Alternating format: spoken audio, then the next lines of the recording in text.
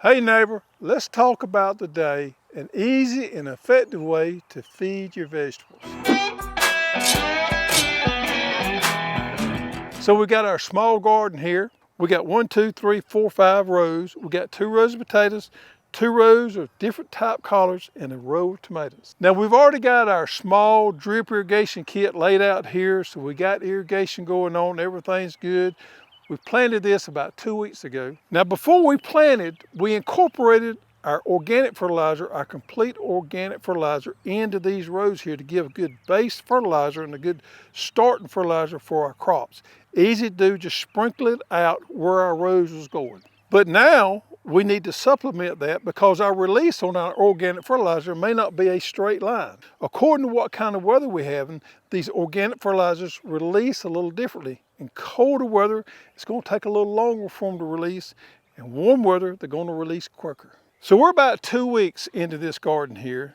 Our pre-plant organic fertilizer is working, we know that, but we need to supplement that at this point to get these plants up and growing quickly and well fed, and we're going to use our fertilizer injector to do that. Now the strategy is to hit those plants with a quick acting fertilizer. And what I'm using today is Chilean nitrate, which is an organic fertilizer, and it is 15% nitrogen, 0% phosphorus, and 2% potash.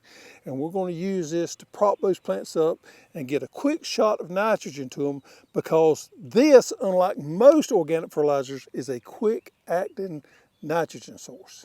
And at the same time that we put out our Chilean nitrate, we're going to add some micro boost there that has all our micronutrients in there, so we can shoot those to them the same time we put out the nitrogen. So we're applying this garden that has 5 rows in it, 30 foot long, so we've got 150 feet of drip tubing. So we're putting out 150 gallons per hour. We're putting out a gallon per foot per hour.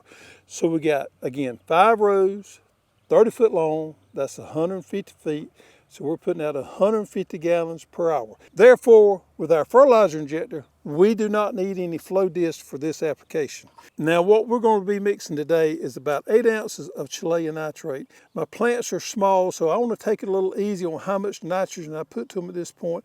If my plants was more mature, I could feed them more, but I just want to feed them a little bit today to get them off to a good start. So I'm going to add 8 ounces of this soluble Chilean nitrate. We're going to add 8 ounces of micro boost. Now this micro boost is a really safe product. You never have to worry about burning with it. And 8 ounces is going to be about the amount I want to use today.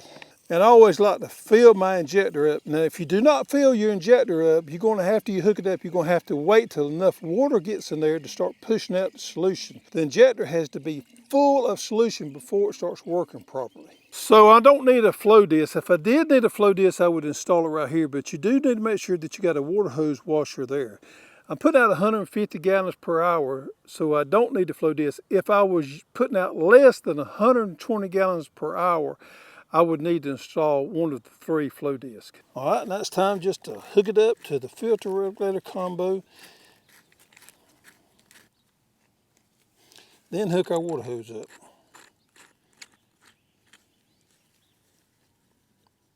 There is occasions when you hook it up that it may get an airlock in there, and what you do with that, you just loosen this lid up real slowly to release that air. That'll make it work properly. It doesn't happen all the time, but occasionally it does. I did that just a minute ago off camera, and that made everything start working. I had some air bubbles in there, and you could see those air bubbles shooting out.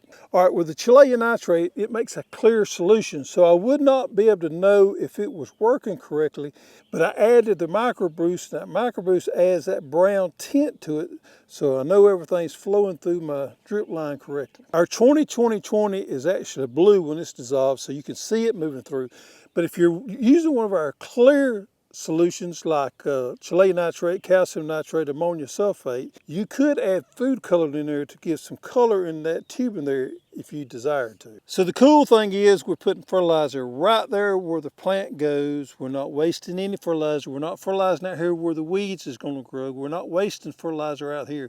putting it directly on the plant, so we're not using no more fertilizer than we need, and we're not wasting any. So on top of the fertilizer injector, it has settings slow to fast. I prefer to use the fast because I like to get my fertilizer on out there. If you desire, you can move it on over to slow, and it'll take a longer period of time to deliver that fertilizer. All right, to help you understand exactly how this thing works, because if you like me, I have to know exactly how everything works in my mind.